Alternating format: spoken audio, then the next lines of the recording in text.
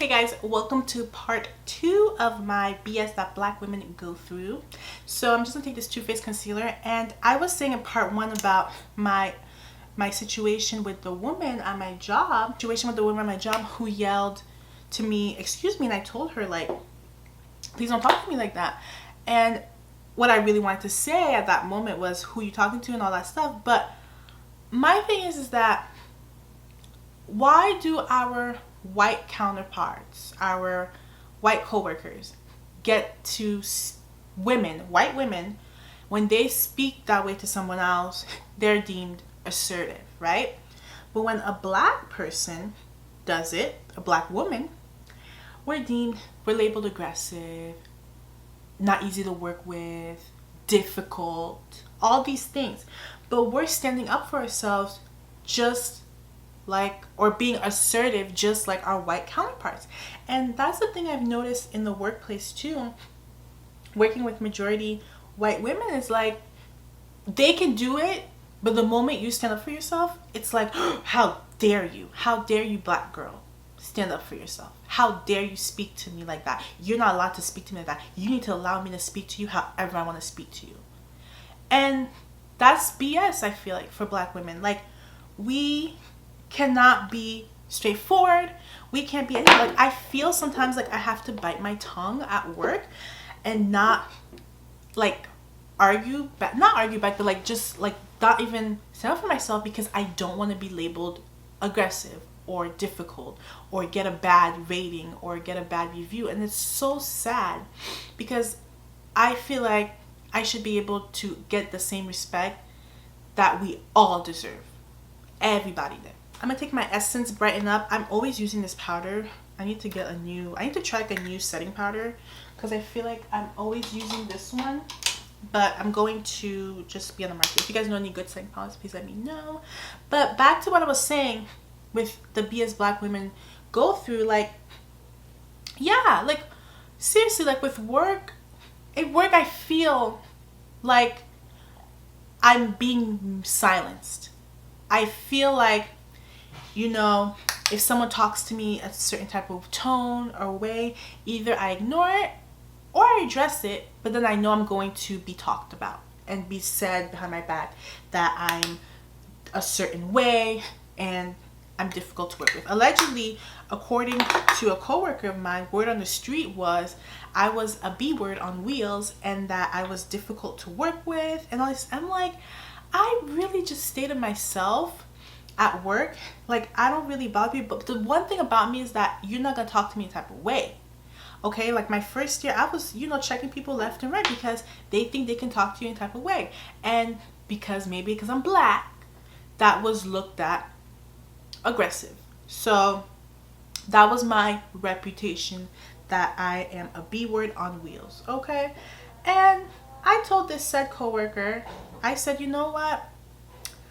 I said, I feel bad for whoever's telling you this information, because, for you to sit there and talk about someone all day, something might be wrong with you. Like, if you're just gossiping about people all day, I must be, a big important factor in your life for you to be talking about me this much. So anyways, the whole thing I'm trying to say is that us black women, we face so much BS in the workplace, personally, in school. Did you, like, I don't know if this has ever happened to any of you guys, but growing up, it was a thing. You were called an Oreo. You black on the outside, white on the inside. Or some kids would be like, you talk so white. And I would be like, what do you mean I talk white? Like, since when does the way you talk have a color to it? And I would say that. I would say, oh, I didn't know the way people talked had a color to it, because I didn't know that existed. And it's just like little things like that. As a teenager, I didn't understand it. I didn't really know. I didn't understand it. But looking back at it as an adult, I should check them even harder. I should check them and educated them. And this is the first time I'm ever like saying this, but there was a point where I was ashamed to be black.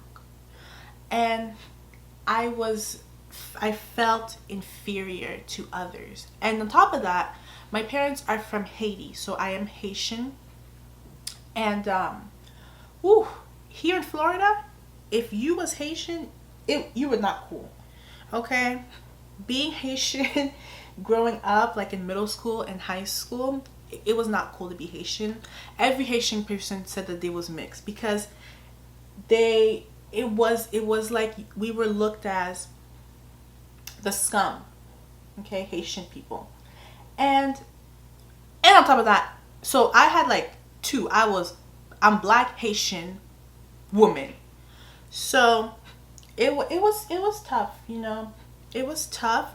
And thinking about it, I'm like, white, if you try to explain this to a white person, not all of white people are like this, but they'll be like, well, I think you're so pretty, you know, you're very pretty. And or I remember like this was a thing when people were saying, oh, you're, not to me personally, but like I've heard them say, oh, you're pretty for a black girl. And it's like, what does that mean? What does that mean, you're pretty for a black girl? Why can't you just be pretty to be pretty? You're basically saying, when you're saying you're pretty for a black girl, you're basically saying that the black women community is majority not pretty, but yet you fit the criteria of what pretty means to you. And that is not okay. So basically, you know what guys, this video might have to be 3 parts because I have a lot to say, and now I just got started and I'm not done. Basically, when they say stuff like that, it's kind of like you're saying you're pretty for a black girl, so you're saying that black people are not good looking. That's what you're saying. That's exactly what you're saying. I just remember growing up, and I think too, like where I live, maybe, because I'm thinking like up north has to be, I mean, I don't know, y'all. I can't speak for up north because I don't live up north. I'm in South Florida, which is like, you know, but I just feel like for me, growing up as a young black girl in America, I didn't understand what I understand now. Like now I see things differently. I understand things differently. And back then, like, I just wish I had told them off more. I should have put them in their place more because like those comments, that commentary is unacceptable. And it wasn't something I should have accepted. Another thing that black women face is that we face so much things with our hair texture. Like the hair texture thing is horrible. The hair texture, like I just feel like, again, a more looser hair texture that's more so like European looking is looked as better, it's respected, and it's more pretty according to European standards. But I don't know guys, I don't know what we have to do as a black community, but I will say this, I'm gonna say this, and you know this is an unpopular opinion and I might get some comments about this, but black men need to do better in the way they speak about us. Not all black men, not all, but there's some of black men that are walking around saying that they don't want to date black women. They don't want their kids to have nappy hair. They don't want, you know, their kids to be dark. They want their kids to be pretty. So that's why they go and get mixed kids. And I'm like, you're basically putting down a whole group of women. You're putting down your mom's black, your grandma black. So it's just kind of like, it's one thing to have a preference. Okay, you can have a preference. Like if you don't date black women, okay, whatever. But don't put down the group. Don't say, oh, all black women have attitude, black women this, black women. Don't do that. Just, you have your preference, but stop putting us down. So I think black men need to do better too. And like I said, this might be an unpopular opinion, but I do think that there's some black men out there who bring us down, and that needs to stop. My eyelashes off camera, I use just the Essence Lash Princess mascara. I love this thing, super affordable and great. But like I was saying, black men need to do better, because it's not funny that you're saying all these things about black women. So I kind of wanted to go with a bold lip today, so I'm taking this NYX lip color. This is the Shine Loud, and this is in Charge. So I'm gonna go in with this side first. I'm not gonna use a lip liner because I'm not going anywhere.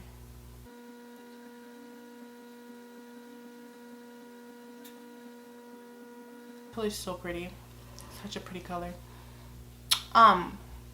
But yeah, so black women, listen, we go through a lot of BS, but we are resilient and we always make it through. So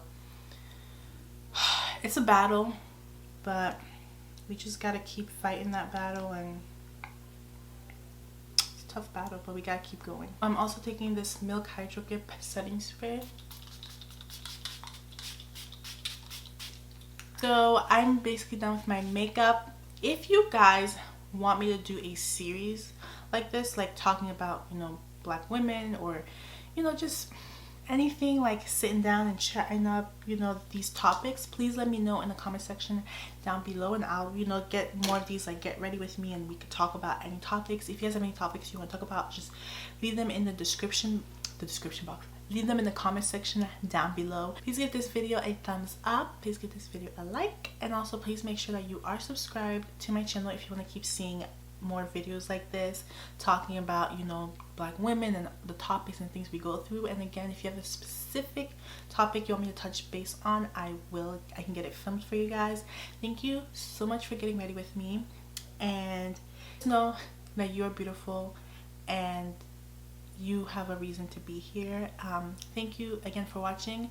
Please subscribe again, and I'll see you guys in the next video. Bye.